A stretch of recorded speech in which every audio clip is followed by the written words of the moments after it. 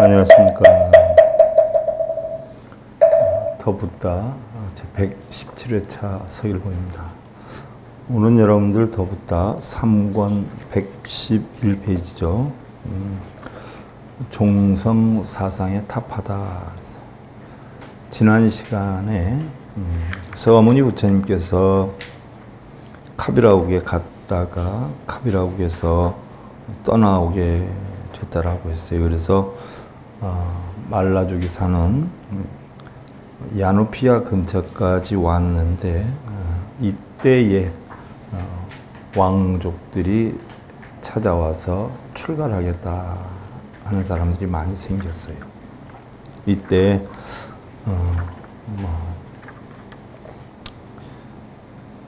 마하나마 아니루타, 또 아니루타는 바드리카에게 출가할 걸 권하고 아난다, 바구, 킴빌라, 데바다타 등의 출가를 권해서 결국 이발사였던 우파리를 데리고 출가를 했다가 우파리에게 그 영락을 주면서 가지고 돌아가라라고 했더니, 내가 돌아가면, 이 영락을 가지고 돌아가면 거기 왕자님들을 제가 해하고 온 것이 아니냐라고 오해를 받을 수 있는 소지가 있으니까 이 기회에 허락을 해 주신다면 저도 출가를 하겠습니다 라고 이야기를 하니까 왕자들이 허락을 해서 그러면 어차피 우리가 영락을 돌려보내지 못한다면 들고 가느니 어차피 출가를 하는데 어떻게 돼요?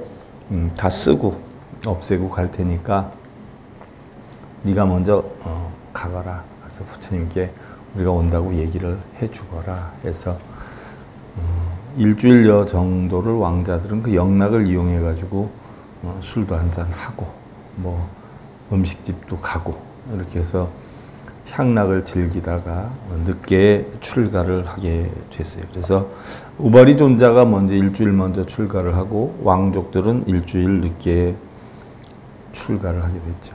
이 장면을 경전에서 어떻게 설하고 있냐면요. 그때 왕자들은 우파리에게 먼저 가라고 해서 우파리는 바로 부처님께 찾아가서 출가를 했는데, 6 왕자는 그 보석을 팔아서 일주일 동안 환락을 즐기며 놀다가 출가를 해보니 우파리가 이미 윗자리에 앉아서 부처님께서 그들에게 절을 하도록 명령을 했다라고 해요. 자, 바로 이게 종성의 타파인데요. 그 당시에 인도를 지배하고 지금까지도 인도에서는 이 계급사회가 상당히 보이지 않는 가운데 존재가 되어 있어요. 그래서 제일 위에 존재 바라함이다라고 하죠. 바라함은. 그 다음에 두 번째가 찰제리라고 해요. 크샤트리아 또는 찰제리. 세 번째가 바이시아, 상공인이라고 하죠. 네 번째가 농노란 말이죠. 수두라. 농노. 4계급 제도가 있었는데 바라문들이 나라를 지배를 했고요. 바라문들은 또 정치에 참여하지는 않았어요. 정치는 누가 했냐면 왕족, 무사들이 했죠. 왕족들이 했단 말이에요. 왕족들을 찰제리라 이렇게 표현을 해요. 그 다음에 이제 상공인들을 바이사라라고 하는데, 부처님 당시에는 사실 우리나라에도 옛날에 그런 게 있었죠. 장사하는 분들이 돈을 벌면 양반 자리를 사는 거예요. 사가지고 높은 지위에까지 오르지는 못하지만 작은 마을에서는 양반 행세를 아주 톡톡히 하는 이런 분들이 있었어요. 이 당시에도 바이시아들이 상공업을 해서 돈을 많이 벌어가지고 바로 왕족이나 무사의 어떤 권한을 사서, 비록 왕족이나 무사는 아니지만 그런 권력 행사를 하던 그런 시대였어요. 이것이 바로 부처님 출가의 하나의 계기가 되기도 했어요. 너무 나라가 어수선했던 그런 시대이기도 했죠. 그러면 어느 정도 계급 차이가 났냐면 이 수드라 농노에 해당이 되는 사람들은요. 찰제리 왕족이나 무사에게 예를 하나 들어서 길을 가다가 팔을 스쳤다. 그럼 팔을 잘랐어요. 인사를 이렇게 하다가 왕족 몸에 내 머리가 닿았다. 그럼 머리를 잘랐어요. 이럴 정도로 계급 철두철미하게 이루어지던 시대예요. 참고로 말씀드리는 거예요. 그런데 우바리는 이발사예요. 그럼 누구냐? 수드라에 해당이 돼요. 일주일 먼저 출가를 했다라고 해서 왕족들에게 태자들에게 절을 하라고 그러는 거예요. 그러니까 왕족들이 생각이나 할 문제예요. 이건 뭐 감히 생각도 못할 그런 어떤 여건이죠. 일반 사회에서는 계급이 어느 정도였는데 수드라에게 어떻게 왕족이 절을 하느냐? 못하겠다라고 하는 거죠. 그래서 어떻게 하인에게 절을 할 수 있느냐며 부처님께 저런 천인이 어떻게 우리의 상좌에 앉을 수 있습니까? 라고 불만 섞인 모습으로 이야기를 해요.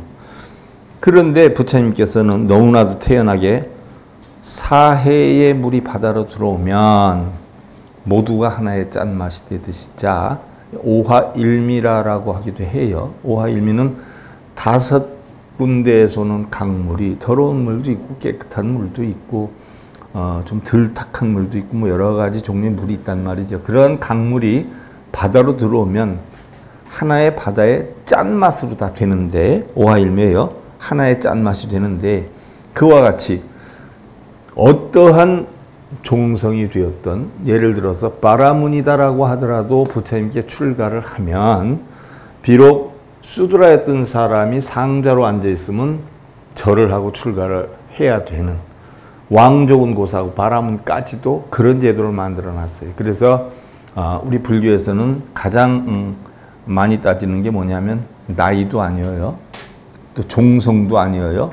어디 출신이냐 그것도 아니에요. 오로지 뭐예요? 출납과 법납.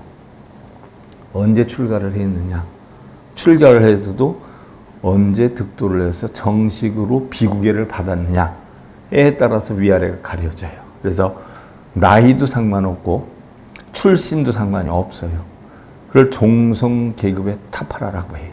그래서 바로 출락, 언제 출가했냐. 먼저 출가한 사람이 선배고 먼저 득도한 사람이 선배가 되는 게 우리 불교의 계율이에요. 그러면 사해에 물이 바다에 들어오면 모두가 하나의 짠맛이 되듯이 4가지의 다른 성씨가 출가를 하죠. 4가지의 다른 성씨가 바로 바라문, 찰제리, 바이시아, 수드라예요. 찰제리를 달리 크시아, 드리아라고 하기도 하지요. 이것들이 전부 모두 하나의 석씨가 되느니라 라고 했어요. 자, 어떤 분들은 제가 석일봉 하니까 사회의 성씨가 석씨인 줄 알아요. 석씨는 출가했을 때 석씨가 되는 거예요. 제 본명은 황씨예요. 황씨. 그래서 석일봉 이렇게 되는데 다 우리 불가에서는 석씨가 된다. 그래서 결국 왕자들이 못하겠다라고 하니까 부처님이 뭐예요? 그럼 돌아가거라. 나는 받아들일 수가 없다. 라고 하니까 꼼짝 못하고 어떻게 돼요? 울며 겨자 먹기라고 그러죠. 바로 우바리에게 발 아래 절을 하고 엎드려서 절을 하고는 출가를 하게 돼요. 자, 붓다가 위대하다고 하는 것은 생사를 벗어나 일반의 피안에 이런 것도 있지만 수천 년 동안 인도인들이 간직해온 종성 사상을 일시에 타파해서 인간 평등의 절대적인 휴머니즘을 선언한 것이 더욱 의의가 깊다라고 해 있는데, 자, 얼마 전에 유럽에서 세계 종교대회를 했어요. 뭐 기독교인, 천주교인 다 모였었는데 교수도 모이고 학자도 모이고 철학가도 모였어요. 거기에서 공통적으로 주장한 내용에 기독교인이 됐든 천주교인이 됐든 반발을 안 하고 긍정적으로 받아들였어요. 그 했던 얘기가 뭐냐? God is died. God is died. 신은 죽었다. 그래서 신에게 빌거나 신을 믿는 시대는 이미 지났다. 왜? 신이 죽었기 때문에. 그러면 세계의 종교를 앞으로 어떻게 끌고 가야 되느냐라고 했을 때 공희다. 신부, 목사님 다 인정을 한 거예요. 공희다. 신을 믿는 신앙은 죽었기 때문에 인간을 믿는 인간교를 쫓아가야 된다. 그럼 세계적인 종교 가운데 인간교가 뭐가 있느냐라고 했을 때 공희다 이구동성으로 불교다라고 했어요. 왜? 신은 죽었기 때문에. 인간교다라고 하는 것은 결국 우리 삶의 진리를 이야기를 하는 거예요. 그래서 21세기에서부터 이 세계를 지배할 종교는 불교다라고 하는 것을 공히 인정을 했어요. 그래서 지금 유럽에서도 불교가 무지하게 퍼지죠. 그래서 베네딕트 상국, 뭐 스웨덴, 노르웨이, 핀란드 같은데 여러분들 유럽, 북유럽 쪽이니까 절이 없을 줄 알지만 300개가 있어요. 300개. 절이 300개. 이미 호주에서도 천주교만 인정하지 불교 인정 안 하잖아요. 들어갔어요. 영국에서도 세계 최대 불상을 만든다라고 지금 해요.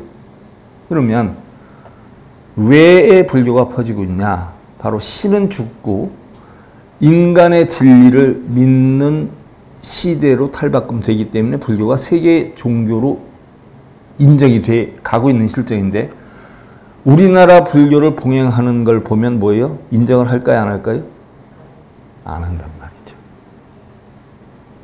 그래서 영각 스님이 한국의 불교, 조계종 불교는 불교가 아니다. 미신이다 라고 해서 떠난 거예요. 왜? 세계적으로는 신이 죽었다라고 하는 추세인데 그래서 부처님의 인간의 본성을 배워가지고 우리 자신을 만들어가는 시대가 됐는데 아직도 불상을 제작해놓고 거기다 빌고 믿고 있으니까 이거는 불교가 아니다. 부처님 가르침이 아니다라고. 자, 세계적으로는 불교가 21세기 종교라고 인정을 하는데 우리나라에서는 오히려 뭐예요? 거꾸로 돌아가고 있어요. 구석기 시대로. 이건 불교가 아니죠. 그러면 자, 부처님이 왜 이렇게 세계적으로 인정을 받게 되느냐? 우리가 구석기 시대 때에서부터 보면 인간은 나약한 동물이에요. 그래서 나약하기 때문에 생겨난 것이 뭐예요? 종교라고 하는 것이, 신앙이라고 하는 것이 생겨났어요. 왜? 혼자 세계에 나가지를 못하기 때문에 누구한테 의지를 하려고 하는 마음 때문에 결국 빌었어요. 해를 보고 빌고 달을 보고 빌고 밤에는 별을 보고 빌고 그죠? 또 물이 흐르는 걸 보고 빌고 바위에다 빌고 산에다 빌고 빌었어요. 그런 것이 답습에 되온 게 자 세계 최초의 성전이 뭐냐면 바로 인도의 무라만의 베다 성전이에요. 세계 최초의 성전. 또 4대의 문명의 발상지 중에 하나예요. 인더스 문명의 발상지 중에 하나예요. 그러면 세계 최초로 성전을 만든 게 베다인데 베다가 언제 만들어졌냐? 부처님 태어나기 이전에 800년 전에 만들어졌어요. 어마어마한 거죠. 그러면 그 브라만들은 뭐를 섬겼느냐? 뭐를 섬겼냐면 베다를 섬겼어요. 베다 성전을. 자, 베다가 4종류가 있단 말이죠. 4종류가 있는데 첫째 베다는 우리 지금 관세음보살 하는 것처럼 신의 이름을 간단하게 부르는 게 첫째 리그베다고 둘째 베다는 어떻게 돼요? 우리 정근하듯이 하는 거예요. 그보다 좀 길어지는 거. 3베다는 뭐예요? 우리 경전에 독경하듯이 하는 거예요. 4베다는 뭐예요? 기도를 해가지고 덕을 받다 하는 사람들의 증언록이에요. 난 이런 기도를 해서 이런 소원 성취를 했어. 나는 어느 베다의 어느 부분을 찾아서 어느 신을 찾아서 난 이런 성취를 했어는 영업록을 갖다 만들어놨어요. 우리 지금 불교하고 똑같단 말이죠. 그런데 부처님 이전에 800년 전에 베다가 만들어져서 브라만들은 아그니 신을 섬겼죠. 아그니 신. 아그니 신이 바로 뭐예요? 불신이에요. 우리 절에서 촛불 켜는 게 무라만에서 가져온 거예요. 자, 여러분들 화엄경 약찬기 했어요?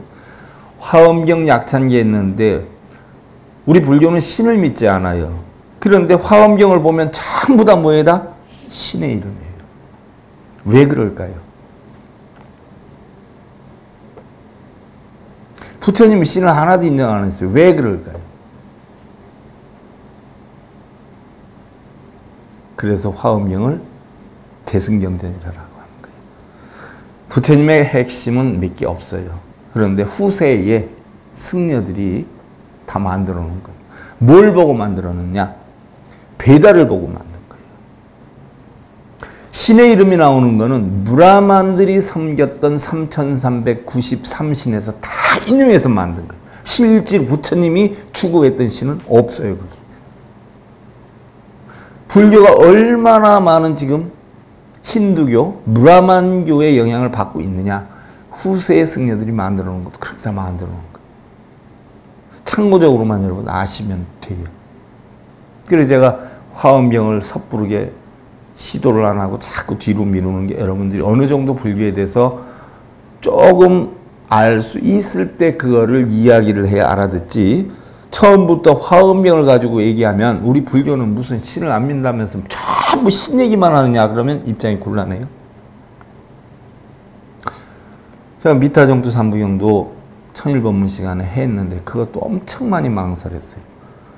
거기 보면 뭐 물도 연못도 있고 거의 전부 다 칠보로 되어 있고 나무도 칠보로 되어 있고 보석으로 되어 있고 뭐 생각만 하면 물이 더워졌다 식혀지기도 하고 무릎까지 왔으면 좋겠다 무릎까지 물이 차고 허리까지 왔으면 좋겠다 허리까지 물이 차고 이젠 목욕 그만해야 되겠다 물이 저절로 없어지고 이런 세계를 극락세계라고 하는데 이것도 잘못 이해를 하면 큰 문제가 생길 수 있어요. 굉장히 조심스러운 부분이 왜? 그것도 대승경전이에요. 대승경전은 전부 미신화해서 만들어놨어요. 그러나 미타정투 삼부경도 핵심을 알면 그걸 다 이해를 할 수가 있어요. 자, 한마디로 얘기하면 화엄경이 되었든 미타정투 삼부경이 되었든 신들이 그렇게 많이 나오고 요술을 많이 부리는 그런 세계이지만 한마디로 딱 일축하면 무슨 세계예요? 마음의 세계를 표현한 거예요. 내 마음이 편안하면 세상이 다 보석으로 보여요. 내 마음이 괴로우면 세상이 다 보여? 원수땡이로 보이는 거예요. 그 마음의 세계를 표현한 것이 바로 극락이고 화엄의 세계예요. 화엄이라는 것도 결국 뭐예요? 마음이 변해가는 연기론을 설했을 뿐이에요. 미타정투 삼부경도 결국 마음이 변해서 이루어지는 결국 핵심은 뭐냐? 모든 것을 비우고 공안이치를 터득해라 하는 것이 미타정투 삼부경의 핵심이에요. 화엄경의 핵심이 뭐냐? 화엄경의 핵심도 바로 그거예요. 그런데 신 이름만 잔뜩 갖다 놓으니까 모르는 사람들은 무슨 신을 이렇게 섬냐 이렇게 얘기할 수도 있어요. 그러다 보니까 일부 어떤 종단이나 사찰에서는 신중 기도를 하는 거예요. 신이 뭐 대단하다고. 신을 인정을 하지 않는데. 그건 불교도 아닌데. 거꾸로 가고 있다는 이야기죠. 바로 부처님이 왜 훌륭하냐? 요술을 잘 부려서 훌륭하고 여러분들 소원성취를 잘 시켜줘서 훌륭하냐? 그러면 부처님 상에다 우리가 기도를 하고 연부를 하고 진언을 하고 브라만들처럼 촛불을 켜고 절을 하고 하면 소원이 이루어질 수도 있어요. 그런데 기도를 해서 이루어지는 게 아니라 이루어질만 하니까 이루어지는 거예요. 그러면 이루는 사람이 예를 들어서 불상에다 기도를 안 하고 저 바위나 풀에다가 기도를 한다 하면 이루어질까요? 안 이루어질까요? 거기다 해도 이루어져요. 기도를 해서 이루어지는 게 아니라 이루어질 만한 원인, 만들었기 때문에 이루어지는 것이기 때문에 어디에다 기도를 하냐가 중요한 게 아니에요. 풀에다 하든 땅에다 하든 지나가는 깨구리에다가 엎드려서 절을 하고 빌든 이룰 사람은 이룬다는 거예요. 근데 못 이룰 사람은 못 이뤄요. 왜? 원인을 만든 사람만이 결과를 이룰 수가 있어요. 근데 마치 불상에 기도하다 소원이 성취되면 부처님이 가피를 내려줬다라고 이야기를 한단 말이죠. 그러면 개구리한테 빌었는데 이루어졌으면 어떻게 돼요? 개구리가 가피를 내려주어서 그런 걸로 알까요? 옛날 사람들은 그랬을 수 있을 거예요. 그러면 부처님이 훌륭한 건 이유가 딱 두 가지예요. 구석기 시대 때서부터 빌어왔고 브라만들이 한참 빌었던 시대에 부처님 이전에 800년 전에 메다성전이 만들어서 다 촛불 켜놓고 재올리고 빌고 이랬던 시대에 부처님 뭐예요? 빌지 마라. 세상의 모든 것은 빌어서 되는 게 아니라 바로 뭐예요? 나의 인간의 의지와 노력으로 이루어지는 것이다. 그랬기 때문에 부처님이 훌륭하고 그랬기 때문에 지금 시대의 세계에서 21세기 종교로 불교로 이야기를 하는 거예요. 왜? 우리 인간의 이성과 의지에 모든 것이 달려있는 것이지 빌어서 되는 건 아니다라고 하면서 바라문을 타파를 했잖아요. 비는 걸 타파를 했어요. 그래서 세계 최초로 비는 거를 빌지 말아라. 빌어서 되는 게 아니라 우리 인간의 의지와 노력으로 되는 것이다 라고 했기 때문에 부처님이 훌륭한 것이고, 자 그럼 우리 불교에서 빌어야 돼요? 안 빌어야 돼요? 그러니까 공부들을 안 하니까. 그리고 두 번째로 훌륭한 이유는 뭐예요? 세계 최초로 뭐예요? 노예 해방 운동을 한 사람이에요. 세계 최초. 1776년에 미국에 노인 해방을 한다고 에브라함 링컨이 해가지고 대단히 훌륭하다라고 했지만 이미 우리나라에 원효 스님이 계급 타파를 하신 분이에요. 신라 시대에 진골과 성골만이 승려가 될 수가 있었어요. 그랬을 때에 원효 스님 뭐예요? 땅꾼이니 노동자니 농사꾼이 찾아다니면서 나무아미타불을 해했어요. 복을지세 복을지세 나무 아미탑. 그게 지금으로 말하면 쾌지나 칭칭난 이야기거든요. 쾌지나 칭칭난에 원하는 일이 잘도 이루어지네. 나무아미탑을 이 얘기거든요. 원효 스님이 최초로 그렇게 우리나라에 노예해방 운동을 했어요. 그래서 원효 스님이 대단한 거거든요. 진골과 성골, 막말로 얘기하면 왕족과 귀족만이 승려가 될 수 있었던 시대에 원효 스님이 일반 대중들에게 다 해제를 시키고서는 성불하게끔 만들었는데, 그 이유 중에 하나가 원효 스님 뭐예요? 왕의 사위였기 때문에 누가 건들지 못했던 거예요. 왕의 사위가 아니었다라고 하면 문제가 될 수도 있었지요. 왕의 사위였기 때문에 요속공주의 신랑이고 바로 왕의 손자를 낳았잖아요. 외손자를. 설총이라는. 그러니까 건들질 못했어요. 그래서 원효 스님이 바로 노예해방운동을 할 수 있었던 계기가 되기도 하죠. 그 당시에 어느 정도였냐면요.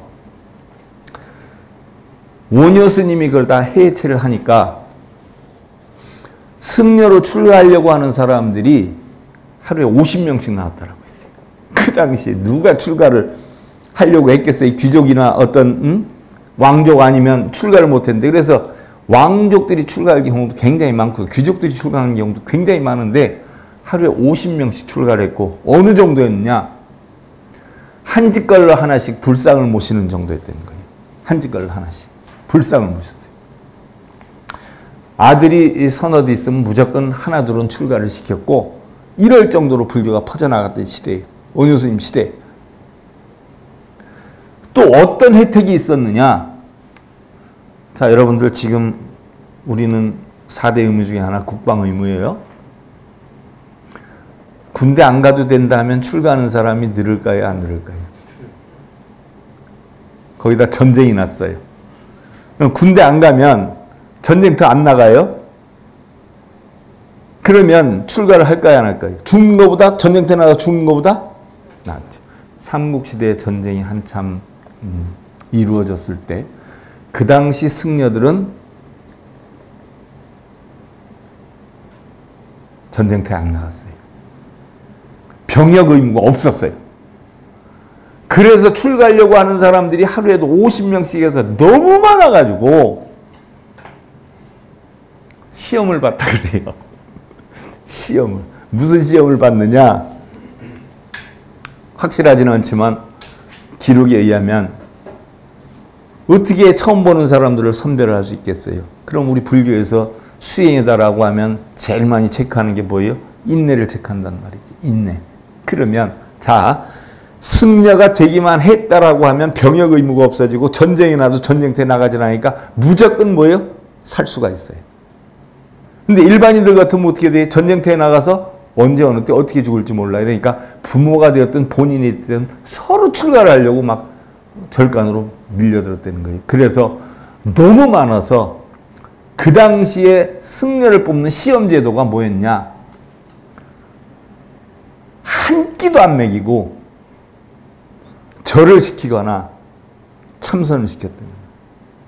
그래서 10명을 뽑는다 하면 어떻게 돼요? 최후로 남는 10명은 승려가 되고 그렇지 않으면 도로 내보냈다는 거예요. 그러니까 얼마나 경쟁력이 지금 공무원 시험의 경쟁력보다 뭐예요? 훨씬 높았을 수도 있었다는 얘기죠. 첫째는 전쟁터에 안 나가니까. 그래서 원효 스님이 훌륭한 거예요. 우리나라에서. 세계적으로. 그래서 우리나라 원효 스님을 인정을 하고 지금도 세계에서는 우리나라 서산대사나 사명대사도 굉장히 훌륭하게 보지만 서산 사명대사는 승병을 조직해가지고 전쟁을 했기 때문에 그것을 배제를 한단 말이죠.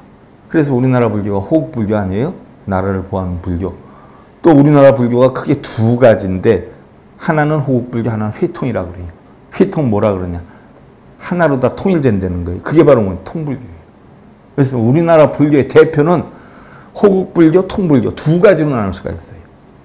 그런데 요즘 사람들은 종단을 나눠가지고 뭐 우리 종단, 너희 종단 나누는데 우리나라 불교의 역사에는 그런 거 없어요. 통불교예요. 호국불교예요. 두 가지뿐이 없어요. 그래서 부처님이 훌륭한 거예요. 빌지 말아라 하나. 둘째는 뭐예요? 계급을 타파했어요. 심지어 나중에 경전에 보면 자 사성계급 제도를 만들어가지고 바라문들이 뭐라고 했어요? 자기네는 머리로 태어나고 찰제리 왕종부사는 옆구리로 태어나고 바이샤는 무릎으로 태어나고 수드라는 발뒤꿈치로 태어난다라고 했어요. 실제로 그렇게 태어나는 줄 아는 사람도 있어요. 많아요. 의외로. 그렇게 태어나는 게 아니라 계급 차이를 두느라고 그렇게 얘기를 했어요. 그랬을 때 부처님이 나중에 경전에서 뭐라 그랬냐. 태어나는 게 수드라가 됐든 바라문이 됐든 다 똑같더라. 똑같은데 무슨 머리에서 태어나고 발뒤꿈치에서 태어났냐. 그건 있을 수가 없는 일이다. 심지어 브라만이 카파타카가 그런 이야기를 하죠. 부처님께 와서. 우리 바라문들은 베다를 최고의 성전으로 삼는다. 그 베다에 대해서 어떻게 생각하느냐라고 부처님께 이야기를 해요. 그러니까 부처님 뭐라고 그래요? 카파타카야. 너는 그 베다 성전에 나오는 이야기들을 전부 확인하고 입증을 했느냐라고. 제가 그걸 어떻게 확인하고 입증을 합니까? 그러면 너희 바라문들의 7대조로 거슬러 올라가서 그 7대조들은 그 성전에 대해서 입증하고 확인을 했느냐? 증명을 했느냐? 잘은 모르지만 안 했을 겁니다. 그러면 원래대로 돌아가서 그 배달을 만든 사람들은 그걸 입증을 해가지고 실체대로 실질적으로 꼭 확인된 것만 실었느냐? 그건 아마 아닐 겁니다. 사람들이 이끌기 위해서 그랬을 겁니다. 그럼 너희 바라문들은 전부 뭐예요? 장님들의 줄서기가 아니냐. 본인이 확인해보지도 않고 입증해보지도 않고 좋다 그러면 좋은 줄 알고 누가 옳다 그러면 옳은 줄 알고 그럼 너희들 다 장님들의 줄서기 아니냐. 이렇게 얘기를 했어요. 그래서 배다는 믿을 게 하나도 없다. 그래서 부처님이 절대 승려 말을 믿어라 믿지 말아라? 믿지 말아라. 왜? 아무리 큰 스님이 얘기를 해도 너희 중생들이 직접 확인하고 입증하고 그 실체를 증명하기 전까지는 스님 얘기도 하나도 뭐예요? 믿지 말아라라고 한 거예요. 그것은 결국 뭐예요? 장님들의 줄서기에 지나지 않는다라고 했어요. 심지어 무라만이 와가지고 지금도 가면 이제 겐지스 강에 목욕한 사람들 굉장히 많아요. 성물이라고 성스러운 물이라 해가지고 거기서 입가심도 하고 한쪽에서는 시태 태워가지고서 막 기름이 둥둥 떠다니는데 부처님께 그래요. 부처님이 깨달음을 얻은 지 얼마 안 됐어요. 마흔이 안 됐을 때예요. 저 겐지스강에 들어가서 바라문이 아무래도 나이를 어리니까 바라문들이 우습게 보는 성향도 굉장히 많았어요. 왕도 우습게 보는 성향이 많았단 말이죠. 나이가 어리니까. 겐지스강에 들어가서 목욕을 하면 모든 업장이 다 소멸이 될 것이다. 자, 그런 얘기도 바라문이 썼던 얘기예요. 업장이라는 얘기도. 업장이 소멸이 될 것이다. 그러니까 겐지스강에 가서 닦아라. 그랬더니 부처님이 뭐라 그래요? 가만히 듣고 있다가 그러면 저 물속에 사는 물고기나 모든 생물들은 다 업장이 소멸이 됐느냐? 라고 얘기를 해요. 그러니까 할 말을 못해요. 자, 개중에 여러분들 어디에 와서 빌면 한 가지 소원 이루게 해준다. 어디에 가면 영험해가지고 여러분들 기를 받아서 깨달음을 얻을 수 있는 도량이다. 소원 성취할 수 있는 도량이다. 이런 되게 많아요. 그럼 부처님 말씀을 그대로 인용하면 그 도량에 사는 사람들은 소원 성취했어요? 그 도량에 사는 사람은 업장 소멸했어요? 부처님 말씀. 한 개도 믿지 말아라. 그래서 부처님이 훌륭하다라고 하는 것이지, 뭐 여러분들 소원 성취를 해주고 뭐 업장 소멸을 해주고 그래서 훌륭하다는 거 아니에요. 부처님이 훌륭한 건 단 두 가지예요. 비는 걸 세계 최초로 없애라 했던 거 하나, 종성을 타파했던 거 하나, 그리고 부처님이 만인들한테 존경을 받을 수 있는 건 뭐예요? 거짓말을 안 한 사람이기 때문에 존경을 받는 거지, 여러분들 소원 이루게 해줘서 존경받는 분은 아니에요. 분명히 경전에 나와 있지요. 그리고 출간 왕족들 가운데 바드리카는 칼리고다라는 부인의 아들인데 귀성제일이다. 정반왕의 은퇴 후 왕위를 맡았다가 왕위를 버리고 출가를 해야 했다. 왕이었는데 왕자를 버리고 출가를 했어요. 아니루따는 부처님의 사촌 동생이어요. 부처님께서 열반시 머리맡에서 임종을 지켰는데 평소에 잠이 많았어요. 그래서 부처님이 법문할 때 졸다가 부처님한테 야단을 맞아요. 그때서부터 내가 절대 부처님 법문 시에 자선은 아니 되겠구나 해가지고 눈에다가 나무가지를 잘라가지고 눈에다가 이렇게 꽂아놨어요. 그래서 눈이 안 감기게. 그러면서 수행을 했어요. 그러다 결국 뭐예요? 눈이 멀었어요. 그래서 장님이 됐어요. 그런데 천안제일이 됐어요. 자, 천안제일이 되었다니까 여러분들 무슨 생각을 해요? 눈 한자를 썼어요? 그러면 눈이 먼 사람이 어떻게 세상을 다 들여다보는가 이렇게 생각할 수 있어요? 천안통이 뭐죠? 인과법이란 말이에요. 눈으로 보는 게 아니에요. 인과법. 자, 지금 맨날 아침에 10시에 일어나서 저녁이면 술 한잔 먹고 새벽 2시, 3시까지 설렁설렁하다 또 잠들면 아침 10시에 일어나서 낮에는 놀러 다니다 저녁 때 술 먹고, 자, 이렇게 사는 사람들은 여러분들이 볼 때 잘 살 것 같아요? 못 살 것 같아요? 답이 나와요? 안 나와요? 미국에서도 한국에서든 새벽에 5시면 일어나서 눈 떠서 움직이기 시작해가지고 벌써 다른 사람들을 출근한 시간 되면 한 4시간은 근무를 해요. 일을 해요. 그리고 다른 사람하고 똑같이 8시간 근무를 하고 저녁 먹고 나서 12시까지 일을 해요. 그럼 하루에 16시간 일을 해요. 다른 사람들은 8시간 일을 해요. 이렇게 끊임없이 10년, 15년, 20년 사는 사람은 이 다음에 어떻게 했어요? 무엇을 하든 잘 살 수밖에 없죠. 눈에 보여요? 안 보여요? 그걸 천안토이라 그러는 거예요. 그 사람의 앞날이 눈에 훤히 보이고 뭐 사주팔자가 보이고 뭐 인생이 보이고 그러는 게 아니라 그 한 모습만 보면 어떻게 돼요? 눈에 훤히 보이잖아요. 어떻게 될 것이다. 그걸 천안통이라고 그래요. 그래서 천안통은 인연과법을 터득하는 거다라고 표현을 해요. 킴빌라는 부처님과 가까운 친척이었는데 아니루따와 난다와 함께 잘 어울려서 수행에 열중했는데 훗날 코산비국에서 비구들 사이에 쟁론이 있을 때에도 이 세 사람들은 열심히 수행을 해 부처님께 칭찬을 받았다라고 회의했어요. 거기에 관여하지 않고. 그 다음에 바고는 자신의 수행에 게으른 것을 부끄러워 여겨서 방을 나가 높은 곳으로 오르다가 넘어져서 이를 부러뜨렸는데 이것으로 인해서 깨달음을 얻었다 이렇게 표현을 해요. 자, 그 다음에 이제 다문제의 아난다인데 아난다. 자, 시간이 또 금세 다 됐어요. 여기서부터는 우리가 다음 시간에 이어서 살펴보기로 하고요. 오늘은 여기까지만 하도록 하겠습니다. 그래서 부처님이 훌륭했던 건 최초, 세계 최초로 종성사상을 타파시켰고, 둘째로 비는 거를 없앴다. 빌지 말아라. 모든 것은 자신의 이성의 의지와 노력에 의해서 본인이 만드는 대로 결과가 이루어지니까 빌 시간이 있으면 뭐예요? 사성제 8정도를 연마해라 라고 해서 부처님이 훌륭하다라고 해서 오늘 더붓다 117회차 서일봉이었습니다. 감사드립니다.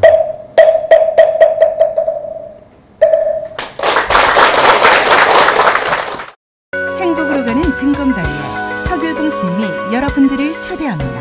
SIB 불교교육대학에서는 더 듣다, 생활 속의 천수경, 달마대사 성관법, 현대생활 불교 법요지, 불교학 개론, 성찰스님 백일 법문 등을 비롯한 다른 불법, 다른 진리, 서길봉 스님의 SIB 불교